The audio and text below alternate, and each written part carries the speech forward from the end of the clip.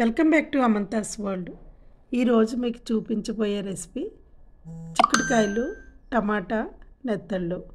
ఈ మూడు కనుక కలిపి వండితే చాలా బాగుంటుందండి.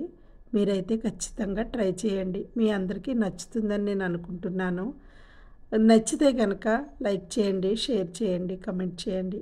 కొత్త వాళ్ళైతే సబ్స్క్రైబ్ చేసుకోండి.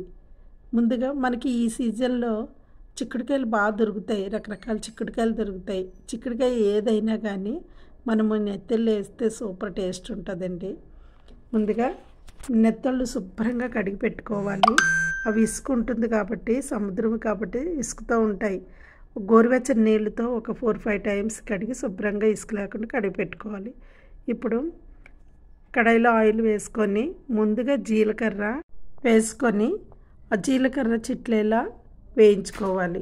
ఆ ఫ్లేవరు బయటకు వచ్చి చాలా టేస్ట్ వస్తుంది అన్నమాట. డిఫరెంట్ టేస్ట్ వస్తుంది. ఇప్పుడు అందులో ఉల్లిపాయలు, పచ్చిమిరపకాయలు, కరివేపాకు వేసుకోవాలన్నమాట. ఇవి వేసుకొని కొంచెం మగ్గనివ్వాలి. మనం ఎప్పుడు కూడా ఏ కర్రీకైనా ఉల్లిపాయలు ఆయిల్లో వేయించేటప్పుడు సాల్ట్ అయితే కొంచెం చిటికెడు వేసుకోవాలి. ఇలా వేసుకున్న తర్వాత ఇప్పుడు బాగా కడిగి పెట్టుకున్న ఈ నెత్తళ్ళు కూడా ఇందులో వేసుకున్నామండి. మీకు ఒక విషయం చెప్పాలి. ఎందుకంటే చిక్కుడుకాయలు ఎక్కువ ఉండాలి, మెత్తళ్ళు కొంచెం అయితే సరిపోతుంది. ఆ చిక్కుడుకాయల కంటే ఎక్కువ నెత్తళ్ళు ఉండకూడదు. మెత్తళ్ళు అనేవి కొంచెం వేసుకుంటే ఆ ఫ్లేవర్ సరిపోతుంది అన్నమాట. బాగుంటుంది తక్కువ వేస్తే. ఈ విధంగా వేసుకొని వండుకోవాలి. ఇప్పుడు అది మగ్గబెట్టుకోవాలి. మూత పెట్టుకున్నాం కదా, కొంచెంసేపు మగ్గిన తర్వాత ఇప్పుడు చూడండి కొంచెం అల్లం వెల్లుల్లి పేస్ట్ కూడా ఇందులో వేసుకోవాలి. ఈ ఎండు నెత్తళ్ళు కాబట్టి అల్లం వెల్లుల్లి పేస్ట్ వేయడం వల్ల ఆ నీసు వాసన అనేది రాదు. కాబట్టి మనం అల్లం వెల్లుల్లి పేస్ట్ కూడా యాడ్ చేసుకోవాలి. ఇది పచ్చివాసన పోయే వరకు వేయించుకోవాలి. వేయించుకున్న తర్వాత చిక్కుడుకాయలు వేసేసుకోవాలి. చిక్కుడుకాయలు కట్ చేసి పెట్టుకున్నాం కదా, ఆ చిక్కుడుకాయలు కూడా ఇందులో వేసుకోవాలి. వేసుకొని మగ్గనివ్వాలి. మనం మెత్తళ్ళు ఇంతకుముందు కూడా నేను చూపించాను మెత్తళ్ళు రెసిపీ. అది ఒక్క చిక్కుడుకాయకి కాదండి, వంకాయలో వేసుకోవచ్చు. మనము గోంగూరలో వేస్తారు.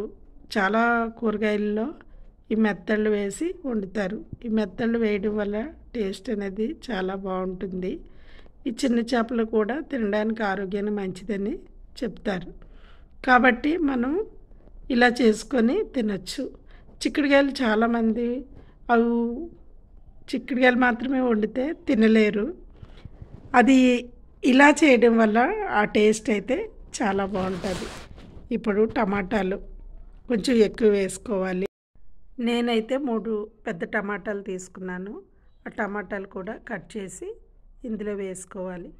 వేసుకున్న తర్వాత ఇది కొంచెం ఉడకడానికి ఇంకా పసుపు, ఉప్పు, కారం వేయకుండానే కొంచెం వాటర్ వేసుకొని కొంచెంసేపు ఉడకనివ్వాలి.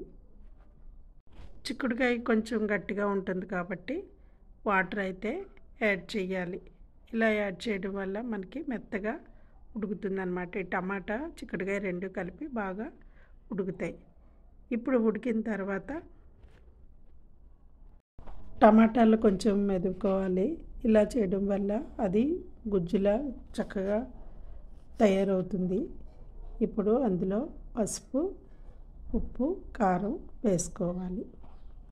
ఈ 3 వేసుకున్న తర్వాత అవసరమైతే కొంచెం ధనియాల పొడి వేసుకోవచ్చు, లేకపోయినా పర్లేదు. ఇవి వేసుకున్న తర్వాత మళ్ళీ 3 కలిపి ఉడకాలంటే కొంచెం వాటర్ అయితే యాడ్ చేయాలి. ఇలా యాడ్ చేసిన తర్వాత ఒక 5 మినిట్స్ ఉడకనివ్వాలి. ఈ విధంగా చేసుకున్నట్లయితే నిజంగానండి ప్లేట్లో ఒక్క మెతుకు కూడా లేకుండా తినేస్తారు. అంత టేస్ట్ ఉంటుంది. మరి ఈ లాస్ట్ ఫైనల్ ఏంటంటే మామూలుగా కొత్తిమీర వేసుకోవాలి. కొత్తిమీర వేయడం వల్ల ఆ రుచి ఇంకా రెట్టింపు అవుతుంది అన్నమాట ఫ్లేవర్కి. అంతేనండి, మనకి ఎంతో రుచికరమైన మెత్తళ్ళు, చిక్కుడుకాయ, టమాటా కర్రీ రెడీ అయిపోయింది. నాన్ వెజ్ తినేవాళ్ళు అందరూ ఖచ్చితంగా ఈ రెసిపీ అయితే ట్రై చేయండి. నేను మళ్ళీ మళ్ళీ చెప్పడం కాదండి, చాలా చాలా బాగుంటుంది.